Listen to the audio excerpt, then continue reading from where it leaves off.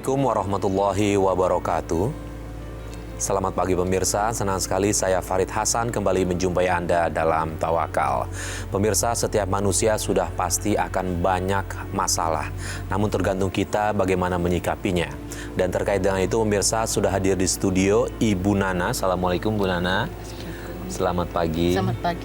Ya, terima kasih Bu Nana sudah hadir di sini mau menceritakan kisahnya, semua masalah yang ada Bu Nana ya. Iya. Terima kasih.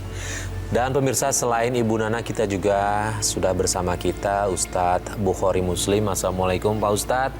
Waalaikumsalam warahmatullahi wabarakatuh. Sehat, Mas? Sehat, Alhamdulillah Pak Ustadz. Gimana, sehat? Alhamdulillah sehat. Terima kasih Pak Ustadz sudah hadir di Tawakal. Sama-sama.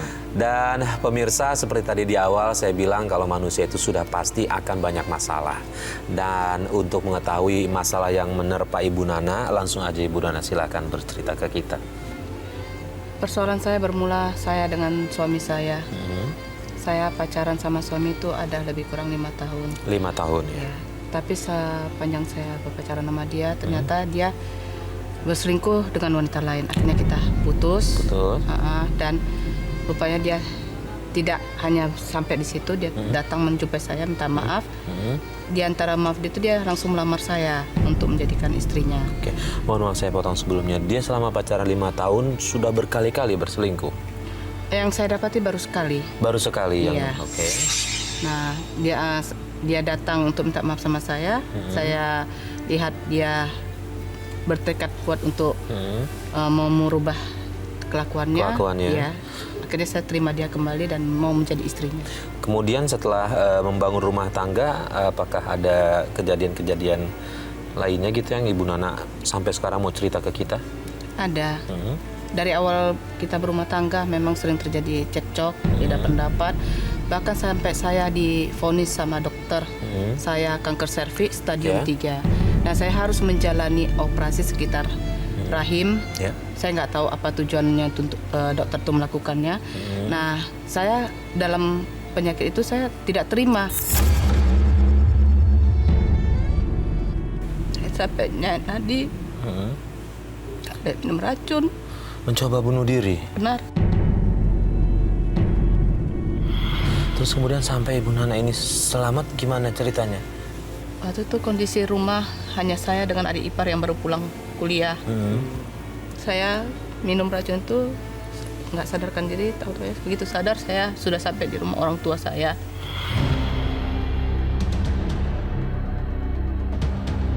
Ya Allah, buat apa lagi aku di dunia ini? Sudah tidak ada lagi yang mencintaiku. Mungkin dengan ini penderitaanku akan berakhir. Maafkan aku ya Allah. Maafkan aku. Astagfirullahaladzim, Mbak Nana. Mbak Nana, bangun Mbak Nana. Tolong, tolong. Mbak Nana, bangun Mbak Nana. Mbak Nana, bangun Mbak Nana. Mbak Nana, bangun Mbak Nana. Mbak Nana, astagfirullahaladzim. Mbak Nana. Ustaz, ini Bu Nana dalam keadaan kondisi yang sangat kecewa. Dia memutuskan untuk mengakhiri hidupnya. Ini bertumpuk-tumpuk. Iya. Sudah sedang kondisi sakit kanker, sudah divonis stadium 3.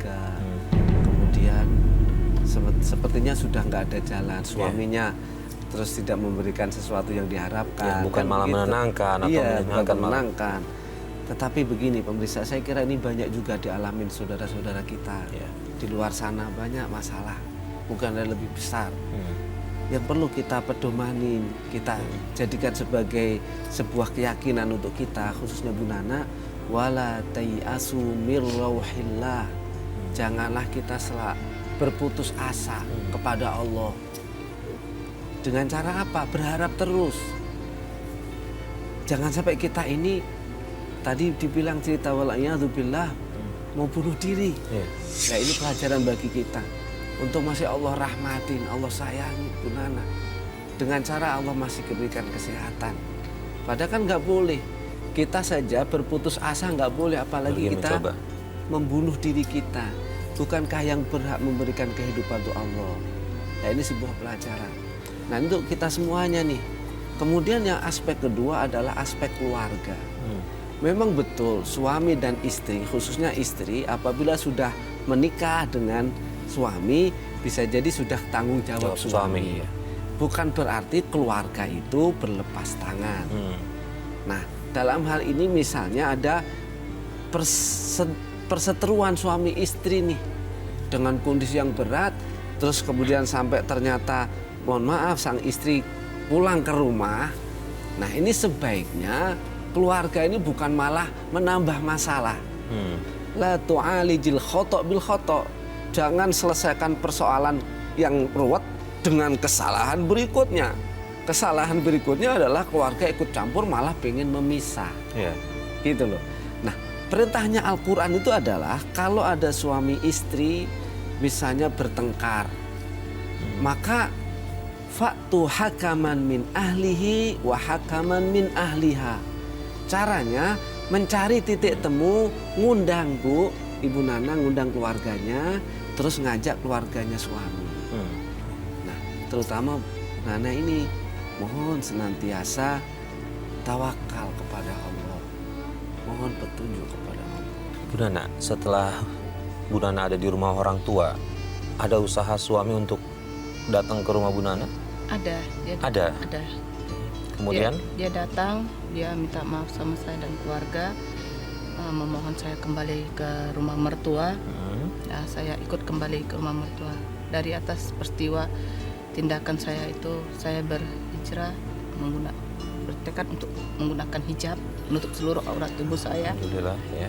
Supaya Tuhan juga mau dengar doa-doa saya, dan akhirnya Tuhan jawab, saya positif hamil. Alhamdulillah. Saya kira itu adalah berita gembira buat suami dan mertua, ternyata tidak. Rasa kebahagiaan itu tidak serta-merta mereka rasakan. Tunggu sebentar, maksudnya dengan tahu Bu Nana hamil, mereka nggak seneng? Malah saya ditertawai. Kenapa? Boleh tahu kenapa mereka bisa kayak gitu? Ya mungkin karena penyakit saya ini, dia nggak Mereka anggap nggak mungkin hamil gitu? benar. Oke, terus kemudian mereka ngapain lagi nih? Ya, suami bukannya makin berubah dengan kelakuannya, malah tidak perhatian sama saya, malah ya berkelakuan yang tidak pantas dia kerjai. Bahkan saya mendapat informasi dia selingkuh dengan wanita lain, wanita klub malam. Saya pergoki dia pada saat dia mabuk pulang pagi. Saya seret perempuan itu ke rumah mertua di luar prediksi saya. Saya kira saya dapat pembelaan dari mertua, tapi ternyata tidak sama sekali saya rasakan itu. Justru mertua mendukung hubungan perempuan itu dengan suami saya. Pak Ustadz, ini gimana nih Pak Ustadz?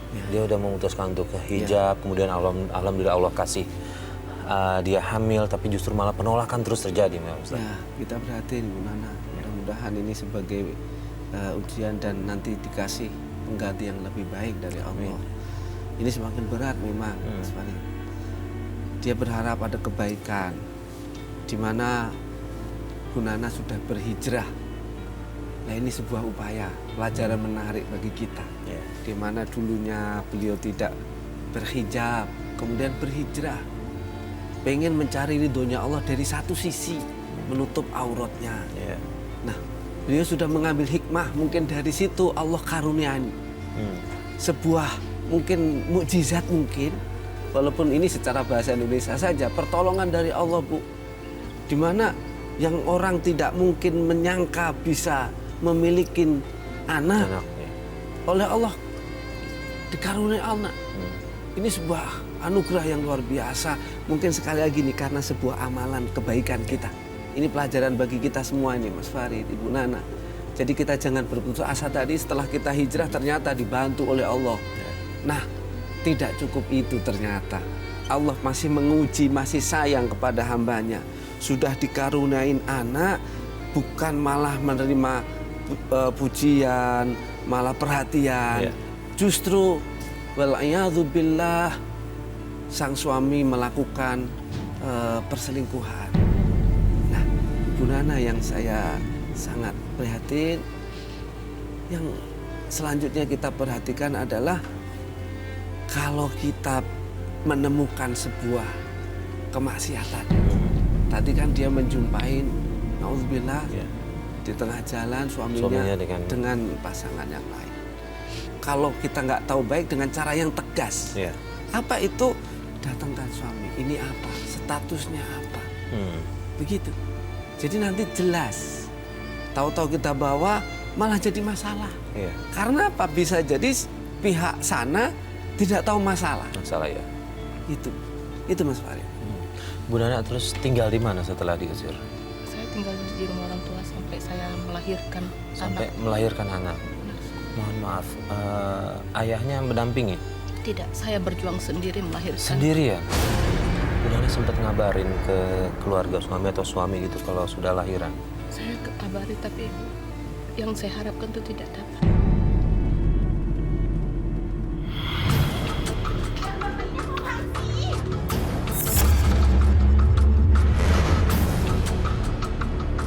Lihat kelakuan anakku. Dia diam-diam jalan sama perempuan ini, Mah. Victor, apa benar dia kenal sama Nana? Ya, saya akui, Mas. Saya punya hubungan sama Desi. Karena saya mencintai Desi. Rintu, suami kamu itu udah gak cinta sama kamu. Cintanya sama aku. Jadi jangan main-main dorong kayak gini ya, Mas. Kamu keterlaluan banget nih, Mas. Aku pikir kamu udah berubah. Udah, cukup. Lebih baik kamu pulang pergi. Anak saya tidak mencintai kamu lagi. Dan saya tidak mau semua orang semua tahu. Ayo, masuk. Anak pernah nanya keberadaan ayah? Saya selalu menjawab setiap pertanyaan anak saya. Kemana papa? Saya selalu jawab, papa tugas luar kota. Saya nggak pernah berniat sedikit pun menanamkan rasa kebencian kepada mereka. Cukup saya sendirilah yang merasakan itu. Saya telan sendiri seluruh rasa pahit itu. Pernah ketemu dengan papanya? Papanya nggak mau ketemu sama mereka. Merekanya udah pernah mencoba datang? Sudah, tapi diusir. Wahai para suami, pemirsa di rumah, perhatikan ini baru satu kasus. Jangan sampai terjadi lagi di negeri kita, dimanapun. Seorang suami menyakiti, menzolimi, mengkhianati seorang istri yang begitu tangguh. Tidak lagi mengajarin anaknya untuk membenci bapaknya. Malah datang ditolak. Ini adalah sebuah adab yang tidak pantas. Apapun saya kira tidak masalah muslim atau non muslim, agama apapun tidak pantas. Seorang suami padahal itu nasabnya. Seorang anak tidak ada, bekas anak tidak ada. Bagaimana mungkin kok mengusir seorang anak yang pengen datang kepada bapaknya? Apalagi Munana anaknya putri apa putra itu? Putri. Yang berhak nanti mengakati nikah adalah seorang bapak.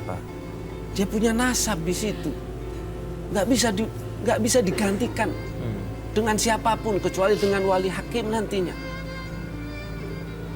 Subhanallah, wahai para suami, jangan melakukan sebuah tindakan yang tidak bertanggung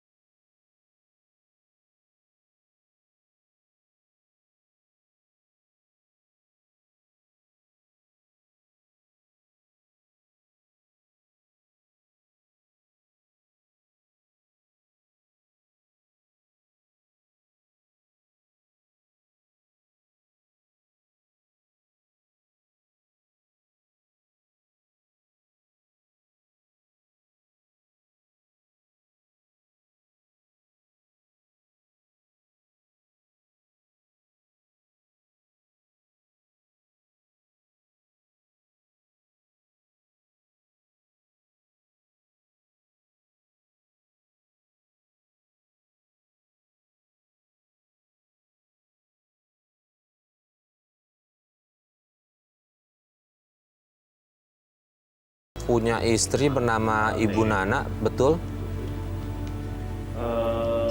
Nana siapa ya? Begini Pak, Ibu Nana ini sekarang ada di studio bersama saya. Saya dapat nomor telepon Bapak juga dari Ibu Nana. Ibu Nana berharap Bapak kembalilah ke Ibu Nana ngurus sama anak-anaknya. Aduh Mas, ini ngapain ya? TV nelfon-nelfon kayak gini ya?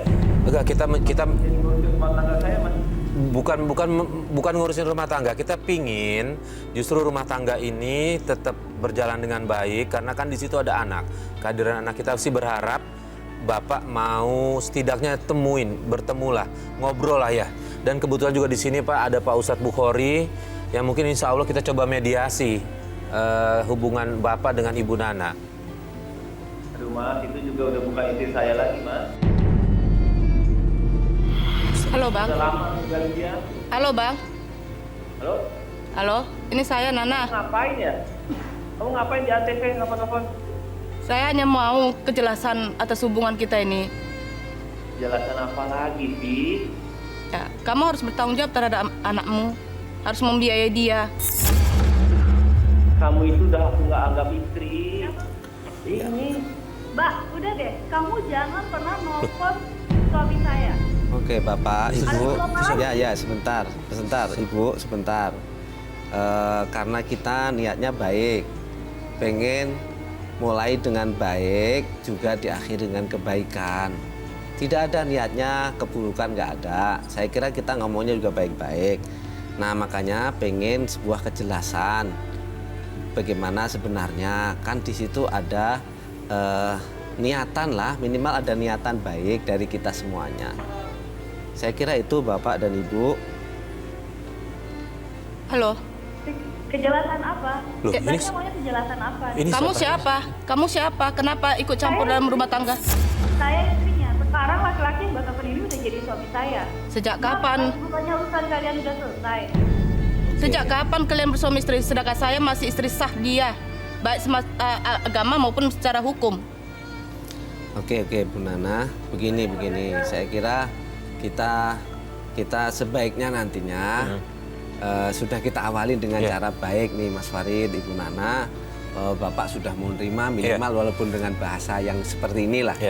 Kita niatkan begini, secara syariah ada hukumnya. Kalau suami pernah menikah, seandainya pengen menceraikan, wa ashiruhunna bil ma'ruf, perintahnya dengan cara yang baik. Lalu kita juga hidup di negeri yang hukum, maka dengan cara hukum juga harus dilakukan. Biar apa? Biar semuanya nanti dinilai baik di depan Allah. Bukan satunya marah, satunya tidak, satunya menyakiti dan tidak. Itu Mas Farid. Pak, Bu, mohon maaf. Kami menelpon, memang kan niatnya untuk coba memediasikan hubungan Bapak dengan Ibu Nana. Jadi kami berharap sih kalau memang tidak berkenan di sini, kami sih berharap nanti ada kru ke sana, kita akan coba Ibu Nana, kita coba temuin. Kita coba omongin baik-baik. Gini deh Mas, dia maunya apa? Dia mau kejelasan, dia mau cerai. Yang kamu mau pilih dia atau saya? Tahu lah Loh, udah pasti. Ya udah, Mbak, kamu mau ceraiin dia. Mbak, bukan itu yang kita pengenin sih, Mbak. Udah aja gini ya, nanti saya urus langsung, saya ceraiin langsung, biar resminya langsung. Loh. Suratnya langsung ada, udah cukup ya. Pak, ini kita Pak. Astagfirullahaladzim. Ya. Sabar ya Bu Ana. Ini mungkin masih keras hatinya Pak Ustadz. Saya kira begini, masih dalam emosi. Ya. Suasananya masih belum tenang. Ada niatan baik dari Bu Nana untuk minimal. Saya kira beliau tidak rasanya hanya berpikir untuk anaknya. Minimal untuk menanggung kehidupan anak-anaknya. Memang di dalam syariah, bahkan di undang-undang kita, hukum perkawinan kita itu melindungi suami seandainya menceraikan istrinya, kemudian masih punya tanggungan untuk anak-anaknya. Lah kalau ini dihukum di Quran, wa ashiruhunna bil ma'ruf, kalau tidak menceraikan, pergauli dengan baik. Dulu menikah dengan cara yang baik, datang dengan cara yang baik. Seandainya pun menikah harus dengan cara yang baik. Seandainya bercerai harus dengan cara yang baik. Tidak boleh menyakiti antara satu pihak dengan yang lain. Ada pertanggungjawaban akhirat. Apa yang kita lakukan pasti akan ditanya oleh Allah. Anda bagaimana? Ada perintah Allah bergaul dengan cara yang baik. Ternyata Anda tidak lakukan. Jadi kalau kita saling terbuka, masalahnya begini-begini misalnya, karena sudah menikah lagi, sudah begini terus mau, silakanlah. Tetapi ada kewajiban, bukan terus Selesai begitu aja. Tidak. Bahkan tadi dibilang, kalaupun toh kewajiban maisha, kehidupan anak makan, minum, sandang, kemudian sekolah, pendidikan, ini misalnya tidak terpenuhi, tidak mampu memenuhi, maka masih ada kewajiban seorang suami, seorang bapak kepada anak perempuan menikahkan. Ini kewajiban loh. Maka dari itu saya kira saya sarankan kepada bapak, berilah penghormatan. Apapun namanya, pernah berhubungan sebagai seorang istri. Persoalan dengan istri selanjutnya, yang penting dengan cara yang baik. Memang boleh, di Islam itu boleh. Yang sering kita baca hadisnya itu abghadul halali indallahi at-talaq. Kalau terjemahan bahasa Indonesianya adalah perkara halal yang dibenci. Aneh memang terjemahannya nggak pas. Mungkin kalau menurut saya adalah walaupun boleh, tapi jauhilah. Misalnya, tapi kalau terpaksa melakukan perceraian dengan cara yang baik, halal gitu. Itu maksudnya. Nah ini Pak Ustadz tadi di ujung telepon sebelum dia nutup, dia bilang akan ceraiin Ibu Nana ini Pak Ustadz. Itu udah masuk hitungan talak? Nah, ini menarik ini Mas Farid Ibu. Saya bilang dari aspek syariah dulu. Seorang suami, dia itu ada hukum talak itu 3. Walaupun hadisnya adalah salasun la, ada 3 hal, jidduhun najid wa hazalahun najid. Ada 3 hal orang tuh bercanda dianggap serius. Pertama adalah nikah, rujuk, talak. Ini orang suami bercanda nih, ngomong-ngomong dengan temennya gitu. Ya ntar saya ceraiin misalnya gitu. Itu jatuh talak. Udah masuk jatuh talak? Itu secara syariah. Begitu. Makanya kalau kajian fikihnya, talak itu ada 3 macam. Ada memang secara sharih, ngomong jelas, talak gitu. Yang kedua ada talak mudhof. Jadi dikaitkan dengan waktu. Nanti bulan Januari saya talak. Ini bulan Januari, gitu. Ada lagi dengan syarat. Kalau kamu nanti begini, kalau kamu pergi ke mall misalnya gitu, kamu ikut pengajian sana saya talak, lah itu juga namanya mu'allaq. Nah, ini pun masih dinilai oleh ulama apa niatnya. Nah, tadi dibilang akan. Kalau dari sisi akan berarti belum. Kalau dari aspek bahasa, berarti kalau ngomong nanti saya akan ceraikan, belum nih. Secara hukum syariahnya kata-kata nanti itu belum. Yang kedua dari aspek hukum positif kita. Di hukum positif kita itu talak itu harus di depan pengadilan. Nah gitu. Seorang suami hendak menceraikan istrinya harus di hadapan hakim. Kalau nanti misalnya seorang suami tidak hadir, tapi misalnya terjadi perceraian, nanti hakim yang memutuskan. Tapi tetap harus di depan hakim, pengadilan.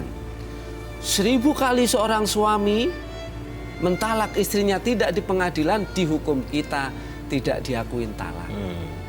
Maka caranya adalah sekali lagi dengan cara menempuh jalan hukum yang baik, dengan kata-kata yang baik. Saya kira emosi tidak bisa menyelesaikan masalah. Justru dengan masalah ada emosi, nambah lagi masalah-masalah. Karena nanti timbul yang pihak lain emosi lagi, Mas Wari. Saya kira itu. Sebelumnya saya mohon maaf tadi telepon, tapi ternyata ujungnya seperti ini. Kita pun nggak berharap sebenarnya. Betul. Mungkin saya masih kesempatan untuk Bu Nana untuk coba ngomong ke kamera. Nanti insya Allah coba rekamannya kita kasih ke suami. Apa yang Bu Nana harapkan ke beliau? Ya mungkin ini jawaban dari istiqoroh saya selama ini, memperjuangkan yang nggak pantas diperjuangkan, menanti yang nggak pantas dinanti. Dia sama sekali tidak peduli dengan kehidupan saya dan anak-anak.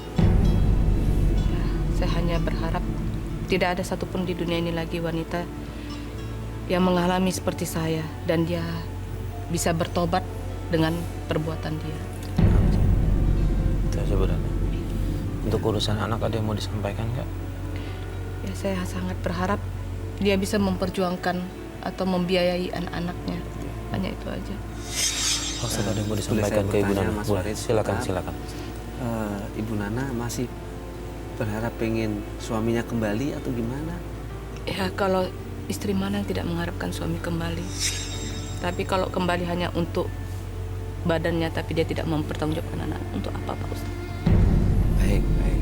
Mas Farid, Ya. ada beberapa langkah. Saya kira pertama Ibu Nana harus pasrah mohon kepada Allah untuk meminta solusi terbaik sambil kita mendekat kepada Allah.